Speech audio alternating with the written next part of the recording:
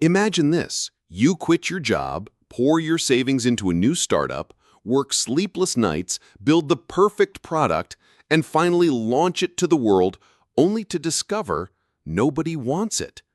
This is the harsh reality that most entrepreneurs face. In fact, research shows that over 70% of startups fail within the first few years. But what if failure is not the end, but a system problem? What if there was a proven method that could help you avoid wasting years of effort and money, and instead build something people actually want? That's exactly what Eric Ries discovered, and he called it the lean startup. This book isn't just about business, it's about survival, adaptability, and building smarter, not harder. Build, create a minimum viable product. Instead of building the full product, start with the simplest version that solves a problem. Example, Dropbox didn't first build their software. They made a short demo video showing how it would work. That video alone attracted thousands of signups before a single line of code was perfected. Measure. Collect real feedback. Don't trust guesses. Measure how customers actually respond. Do they sign up? Do they come back? Do they pay? Learn. Decide what to do next. Did your MVP prove that people care? Great! Improve it. Did people ignore it? Even better. You learned early and saved time. The magic of this loop is speed. The faster you build, measure, and learn, the faster you find out what works. Early startup struggles. Let's be honest, startups are chaotic. There's uncertainty, pressure, and endless ideas floating around. Most founders believe they need a perfect business plan before launching.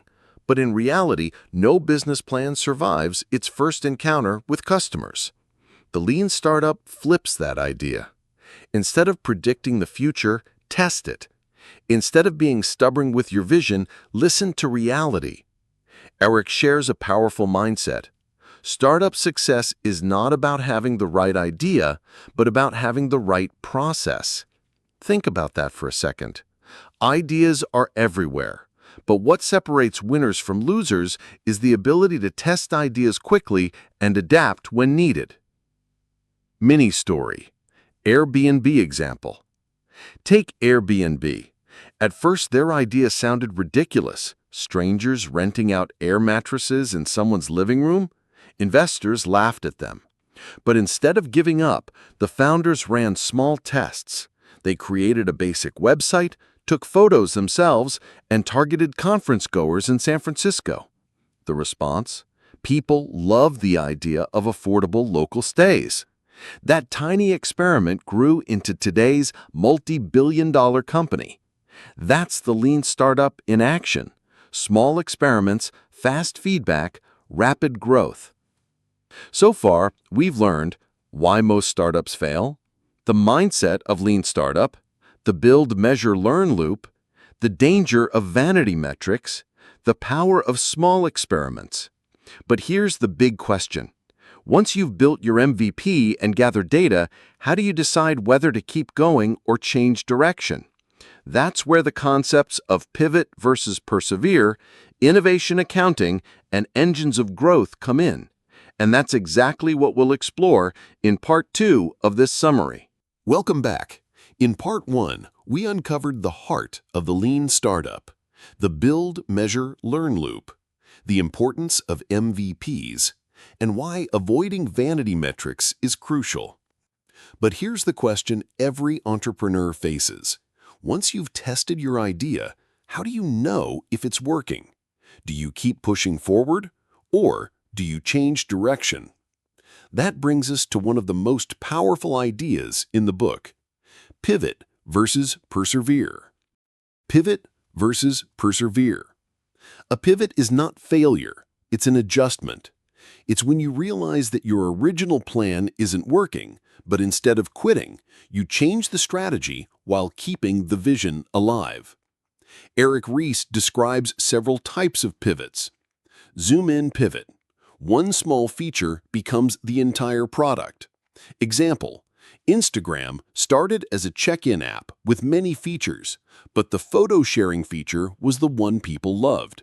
So they pivoted, and the rest is history. Zoom out pivot. The opposite, your product is too small, so you expand. Customer segment pivot. The product is fine, but you're targeting the wrong audience. Channel pivot. You need a new way of reaching customers. Technology pivot. Same solution, but delivered through better tech. Now, when do you persevere? That's when your feedback shows clear progress, even if slow.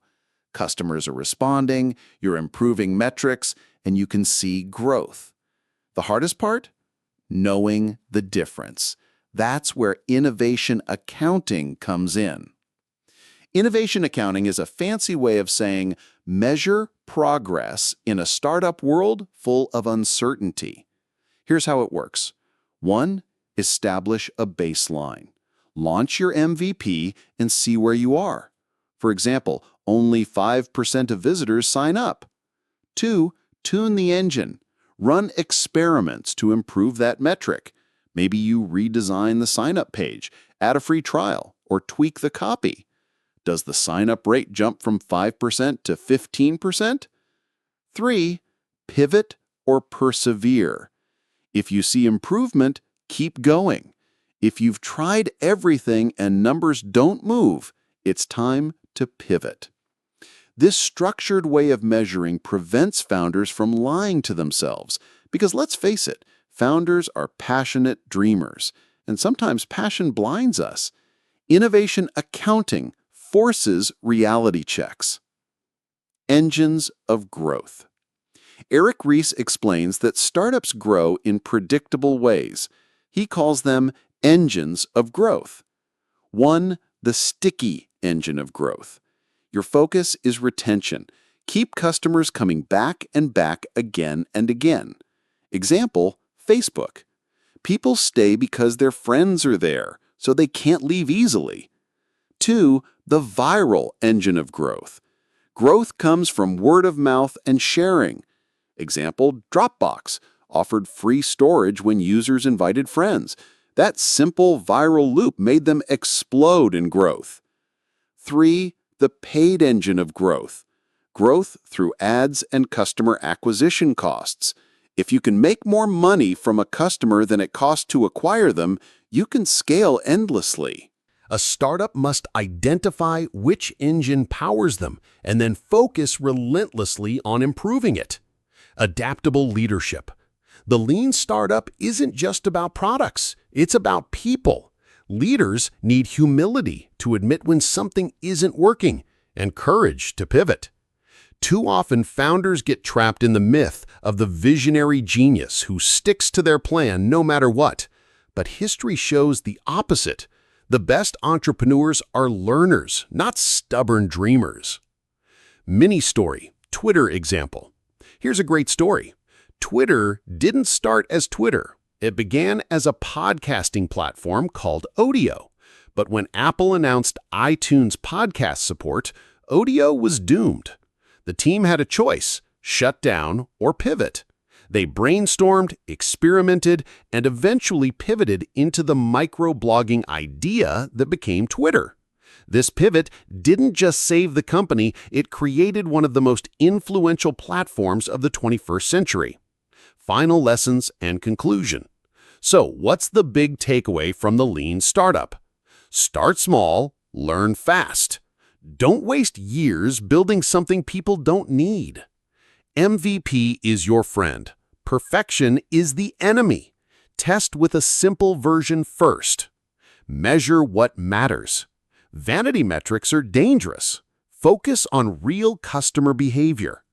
Pivot with purpose. Changing direction is not failure, it's intelligence. Growth has a formula. Sticky, viral, or paid. Pick your engine and optimize.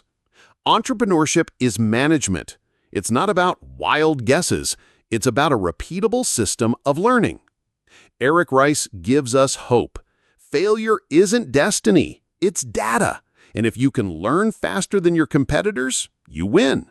So, the next time you think about starting a business, remember this. Don't just build a startup. Build a lean startup.